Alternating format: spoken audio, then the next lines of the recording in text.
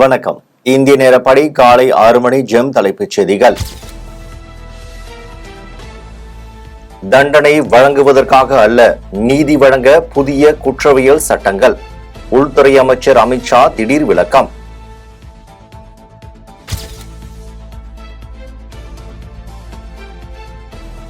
August 7ஆம் தேதி கருணாநிதியின் 6வது நினைவு தினம்.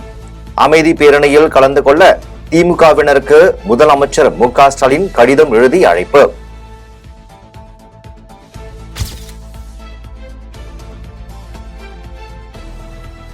வயநாடு நிலச்சரிவு பேரழிவு மீட்பு பணிகள் குறித்து பிரதமர் மோடியிடம் மத்திய இணையமைச்சர் ஜார்ஜ் குரியன் அறிக்கையை தாக்கல்.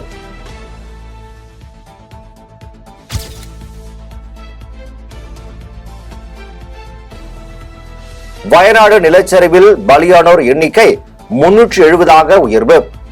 இன்றுடன் 7வது நாளாக மீட்பு பணிகள் தீவிரம்.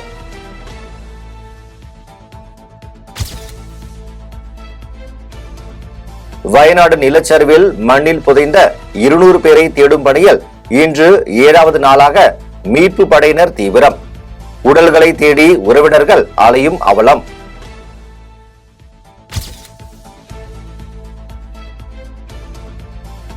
வயநாடு நிலச்சரிவை தேசிய பேரிடராக அறிவிக்க நடவடிக்கை.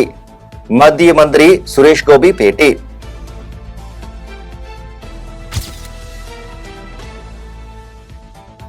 நாடு முழுவதும் வாரியத்திற்கு 8.7 லட்சம் சொத்துக்கள். 40 திருத்தங்களுடன் வக்ஃபு வாரிகளுக்கு அடுத்த செக். ஓரிரு நாட்களில் புதிய மசோதா தாக்கல்.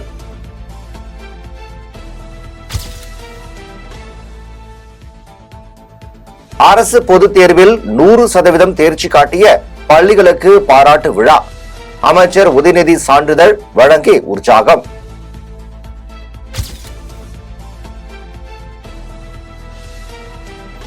கல்வி எவ்வளவு முக்கியமோ அந்த அளவுக்கு விளையாட்டும் முக்கியம். அறிவியல் கணக்கு ஆசிரியர்கள் விளையாட்டு வகுப்பை கடன் வாங்க கூடாது. அமைச்சர் உதயநிதி ஸ்டாலின் கண்டிப்பு.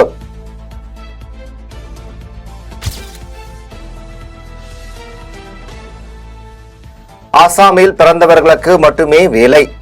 லவ் ஜிகாத்திற்கு 5 லட்சம் அபராதம். ஆயுள் தண்டனை. இந்து முஸ்லிம் இடையே நிலம் விற்க கட்டுப்பாடு. முதல் மந்திரி ஜிமாதா பிஸ்வா சர்மா அடுத்த சர்ச்சை.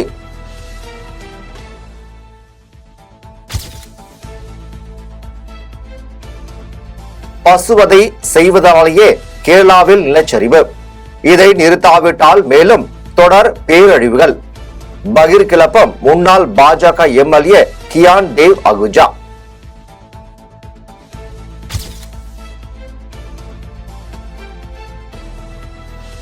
SC/ST பிரிவினருக்கு உள் ஒதுக்கீடு தீர்ப்பு. பட்டியலினம் மற்றும் பழங்குடியின மக்களுக்குள் பிரிவினையை தங்கள் கட்சி ஏற்கவில்லை.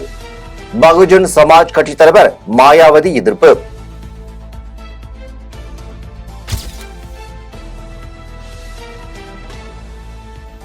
மத்திய பிரதேசத்தில் கோவில் சுவர் இடிந்து விழுந்து 9 சிறுவர்கள் பலி. பலியானோர் குடும்பங்களுக்கு தலா 2 லட்சம். படுகாயம் அடைந்தவர்களுக்கு 50,000 ரூபாய் நிவாரணம். பிரதமர் மோடி உத்தரவு.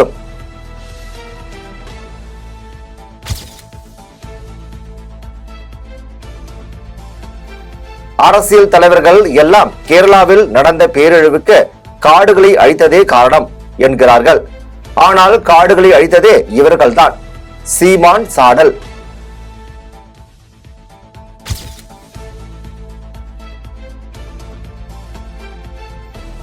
புதுவை முதல்வர் ரங்கசாமிக்கு 75வது பிறந்தநாள். ஜனாதிபதி முர்மு, பிரதமர் மோடி, மத்திய அமைச்சர்கள், நடிகர் விஜய் வாழ்த்து.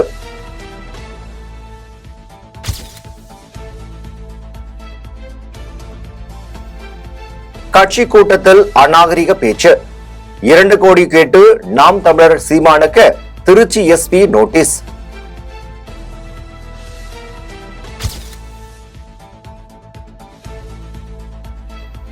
முதலமைச்சர் மு.க. ஸ்டாலின் குறித்து அவதூறு பேச்சு. வட சென்னை மேற்கு மாவட்ட பாஜக தலைவர் கபிலன் அதிரடி கைது. 6 பிரிவுகளின் கீழ் வழக்கு பதிவு செய்து சிறையில் அடைப்பு.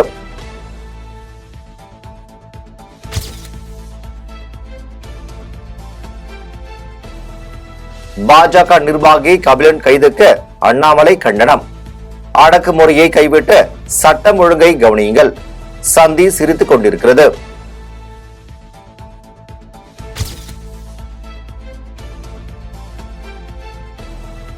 வரவு செலவு திட்ட அறிக்கையில் தமிழகம் புறக்கணிப்பு. தீர்மானம். மத்திய அரசை கண்டித்து 14ஆம் தேதி மாநிலம் தழுவிய ஆர்ப்பாட்டம். வைகோ தலைமையில் மதிமுக பொதுக்குழு கூட்டத்தில் தீர்மானம்.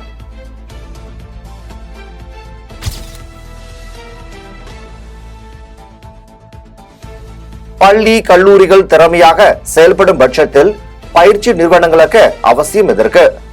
சிபிஐ பொதுச் செயலாளர் டி ராஜா கேள்வி.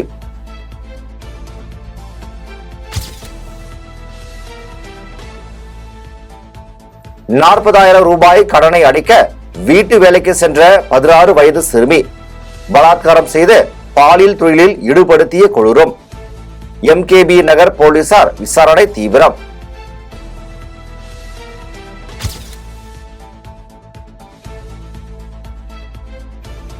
இன்ஸ்டாவில் ஆபாசமாக பதிவிடுவதாக மிரட்டல். சாலிகிராமம் இளம்பெண் தற்கொலையில் திருப்பம் கல்லூரி மாணவர் கைது.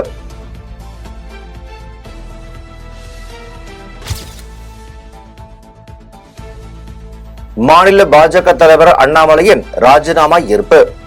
ஓரிரு நாளில் அதிகாரப்பூர்வமாக அறிவிப்பு.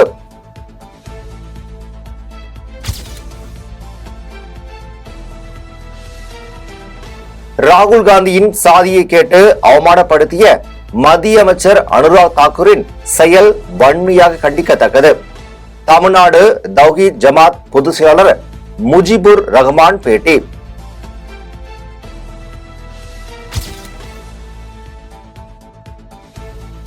நெல்லை மாநகராட்சி புதிய மேயர் வேட்பாளராக ராமகிருஷ்ணன் அறிவிப்பு. அமைச்சர்கள் தங்கம் தென்னரசு, KN நேரு தலைமையில் நடைபெற்ற கவுன்சிலர்கள் கூட்டத்தில் முடிவு.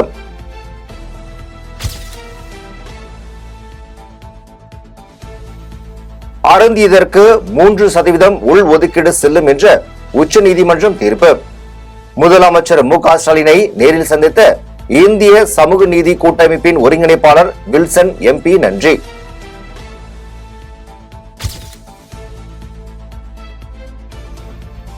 திருப்பத்தூர் அருகே கார் ஆவணங்கள் மோசடி வழக்கில் கைதானவர்களுக்கு ஆஜரான வழக்கறிஞர் போலீசாரிடம் தகராறு. அதிரடி கைது.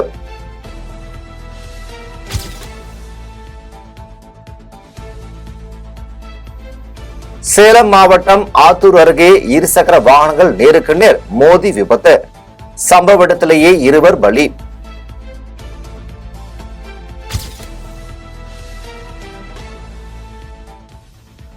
தூத்துக்குடியில் துயரம்.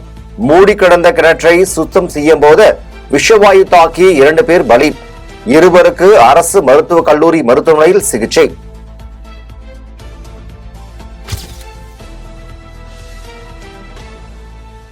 சென்னை கோயம்பேடு பேருந்து நிலையத்தில் அதிர்ச்சி. தாயுடன் சேர்ந்து வழிப்பறி. கணவரை பிரிந்த இளம்பெண் கைது.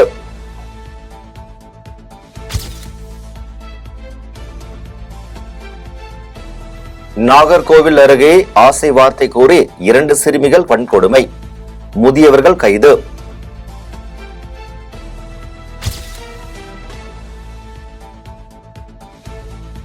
குடும்பத்தையே அழிப்போம் என கட்சி அலுவலகத்திற்கு கொலை மிரட்டல் கடிதம். ஆம்ஸ்ட்ராங் மனைவி போர்க்கொடிக்கு துப்பாக்கி ஏந்திய போலீஸ் பாதுகாப்பு.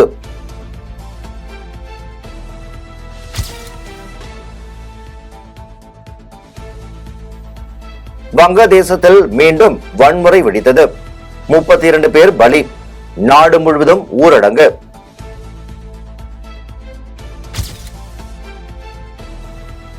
இஸ்ரேல் ஈரான் இடையே போர் மேகம். விமானங்கள் ரத்து.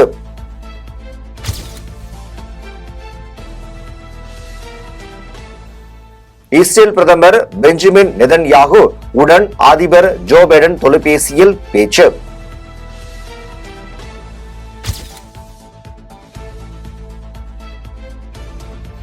ஐபோன்கள், ஐபேட்களில் உள்ளிட்ட ஆப்பிள் சாதனங்களில் பாதுகாப்பு குறைபாடுகள்.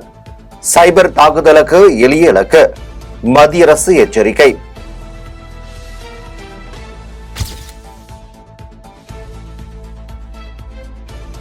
ஹாக்கி காதலர்களுக்கு இனிப்பு செய்தி. பிரிட்டனை வீழ்த்தி ஷூட் அவுட் முறையில் அரையிறுதிக்கு இந்தியா தகுதி.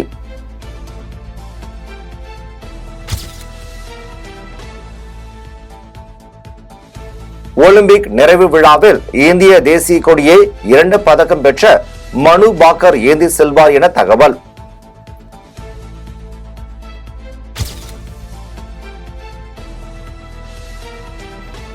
இந்தியாவுடன் 2வது ஒருநாள் போட்டி.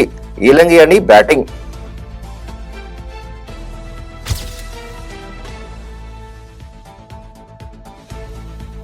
சித்தார்த் நடித்த சித்தார்த் திரைப்படத்திற்கு 7 பிலிம்பேர் விருதுகள்.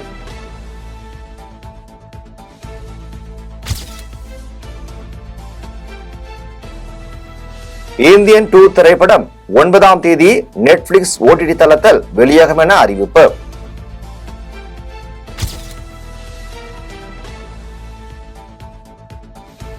பழனி தண்டாயுதபாணி சுவாமி கோவிலில் ஆடி அமாவாசையை முன்னிட்டு சிறப்பு பூஜை. ஏராளமான பக்தர்கள் சுவாமி தரிசனம்.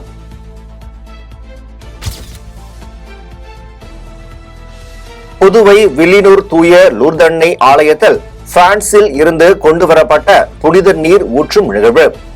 ஆயிரக்கணக்கான கிறிஸ்தவர்கள் பங்கேற்பு.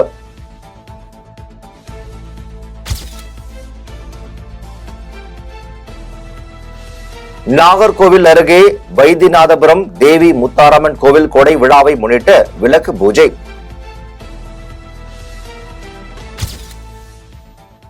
இத்துடன் ஜெம் செய்திகள் நிறைவடைகின்றன. மீண்டும் ஜெம் செய்திகள் காலை 8:30 மணிக்கு. உடனுக்குடன் செய்திகளை காண GemLive.tv என்ற இணையதளத்தில் இணைந்திருங்கள். நன்றி, வணக்கம்.